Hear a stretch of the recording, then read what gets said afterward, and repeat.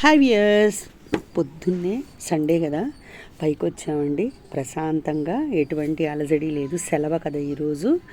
చక్కగా పొద్దున్నే పైకి వచ్చేటికి మల్లెపూలు చెట్టంతా మొగ్గలు చూడండి, పందిరి మల్లె అండి, జడమొగ్గని కూడా అంటారు దీన్ని. పువ్వు కూడా పెద్ద సైజు అండి, ఇది విచ్చి ఉన్నాయి చూడండి. ఎందుకో పొద్దున్నే ఇట్లాగ చూసేటప్పటికి మనసుకి చాలా హాయ్ అనిపించిందండి. తెల్ల తెల్లటి మల్లెపూలు అట్లా విచ్చి ఉంటే, ఈ సమ్మర్లోనే కదండి మనకి మల్లెపూలు బాగా వచ్చేది, స్టార్ట్ అయిపోయిందండి. ఇక్కడ చూడండి నందివర్ధను బకెట్ విరిగిపోతే అందులో పెట్టాను. టమాటాలు కొన్ని కలర్ మారినాయండి, కోసేసాను. మొన్న ఒక 1/2 కేజీ పైనే కోసాను, ఇవాళ మళ్ళీ కట్ చేశాను, ఇంకా ఉన్నాయండి. మరువం కూడా చూడండి ఎంత గుబురుగా వచ్చిందో. చిన్న మొక్క పెట్టానండి, పెద్దదైపోయింది టబ్బు నిండా. అసలు మనకి ఎండలు స్టార్ట్ అయిపోతున్నాయి కదండి, ఇక పువ్వులు అనేవి కూడా మనకి తగ్గుతాయి. ఎందువల్ల అంటే ఇవి వేడిని తట్టుకొని రావాలి కదా, అందువల్ల. కాకరకాయలు కూడా మళ్ళీ హార్వెస్టింగ్కి వచ్చేస్తున్నాయండి. చూడండి ఒక 8-10 కాయల దాకా ఉన్నాయండి. ఎంతో సంతోషం అనిపిస్తుంది మనం పెట్టినటువంటి చెట్లు పూలు పళ్ళు కాయలు వస్తుంటే. చాలా సంతోషంగా ఉంటుందండి. అది మనం అందరితో షేర్ చేసుకోవాలని అనిపిస్తుంది ఈ సంతోషాన్ని. అందుకే వీడియోలు చేస్తానండి. డాబా మీదకి వచ్చిన ములగ చెట్టు కూడా చూడండి ఎంత పెద్దదైపోయి పువ్వులు విచ్చినాయండి. అలాగే బొప్పాసి పండు తెచ్చుకొని నేను ఇలాగా విత్తనాలు తీసేసి కారు టైర్లో వేసేస్తే పెద్ద పెద్ద మొక్కలు అయిపోయినాయి. అవి కింద నేలలో వేయాలండి. తోటకూర కూడా విత్తనాలు చల్లానండి. చెట్లు ఎండిపోతే గింజలు తీసేసి చల్లాను. అన్ని టబ్బుల్లో తోటకూర వచ్చేసింది. ఇది పెరుగు తోటకూర అంటారండి. కొయ్యి తోటకూర కూడా మొలిచింది. అలాగే టమాటాలన్నీ కుళ్ళిపోతే అన్ని టబ్బుల్లో పెట్టేశానండి. చూడండి ఇదిగో టమాటా నారు. ఎందుకంటే ఇప్పుడున్న చెట్లన్నీ కూడా మనకి కాయలు ఇచ్చేసి అయిపోయినాయి, మళ్ళీ కట్ చేయాలండి. ఇక్కడ చూడండి స్ప్రింగ్ ఆనియన్స్ పూలు అయితే అసలు ఎంత బాగున్నాయోనండి, బంతుల్లాగా. తెల్ల జిల్లేడు పూలు కూడా గాలికి విత్తనాలు రేగొచ్చి టబ్బులో పడ్డాయండి. అవి మొలిచి చక్కగా గుత్తిలాగా ఇచ్చింది. కాకరకాయలు అయితే అసలు లైట్లలాగా వేళ్లాడుతున్నాయండి, బల్బుల్లాగా చూడండి.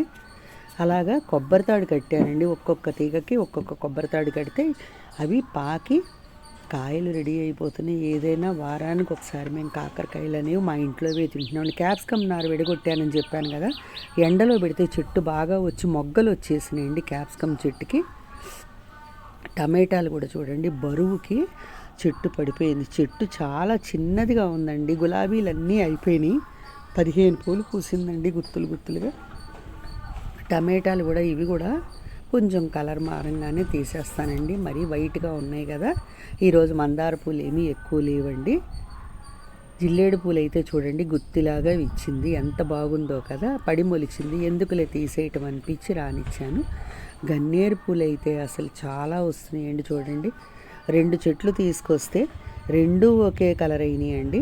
ఇదిగో మల్లెపూలు చూడండి, ఇది గుండు మల్లె అండి, అంటే మనకి కుదురు మల్లె. ఇది పందిరి మల్లె, జడమొగ్గ, పొడుగ్గా ఉంటుందండి.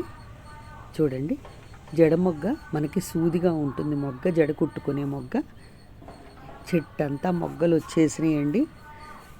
పైన అసలు ఆహ్లాదకరంగా ఉందండి. పిట్టల అరుపులు అన్నీ కూడా, అమ్మకానికి వచ్చిన వాళ్ళు కూడా అన్నీ కూడా అరుస్తున్నారండి. సండే కదా అందరు ఇళ్లల్లో ఉంటారని వాళ్ళు వస్తారు కదా, ఉల్లిపాయలు వాళ్ళని అట్లా వస్తూ ఉంటారండి. సన్నజాజి పూలు చూడండి ఎంత బాగున్నాయో, చెట్టు అంతా విచ్చినాయి. పొన్నగంటి కూర ఒక్కసారి కట్ చేశానండి, హార్వెస్ట్ చేసాం, మళ్ళీ చక్కగా వచ్చేసింది. సంపెంగ పూలు కూడా మళ్ళీ మొగ్గలు తొడగాలండి, ఇవి అయిపోయినాయి. ఒక 10 పూల దాకా పూసింది. పొన్నగంటి కూర చూడండి ఎంత తాజాగా ఉందో. బయట నుంచి తీసుకొచ్చిన మొక్కల్లో ఒక కొమ్మ తీసి పెట్టానండి, 4 ముక్కలుగా కట్ చేసి. అదే పొన్నగంటి కూర బాగా వచ్చేసింది. నందివర్ధనం పూలు కూడా చూడండి చిన్న బకెట్లో పెట్టాను. తోటకూర కట్ చేయాలండి, ఇంకొంచెం పెద్దదైతే కట్ చేసేస్తాను. తోటకూర మామిడికాయ, మన గార్డెన్లో మామిడికాయ వేసుకొని తోటకూర పప్పు వండుకుంటే చాలా బాగుంటుంది. అందుకే ఉంచానండి, ఫ్రెష్గా ఉంది కదా తోటకూర. కట్ చేసి వెంటనే వండేస్తానండి. గన్నేరు పూలు అవి కూడా కొద్ది కొద్దిగా వస్తున్నాయండి, చిన్న చెట్టు కదా. ఇంకా వీటికి పోషణ చెయ్యాలండి. బొప్పాస్కాయ మొక్క అండి. Thank you.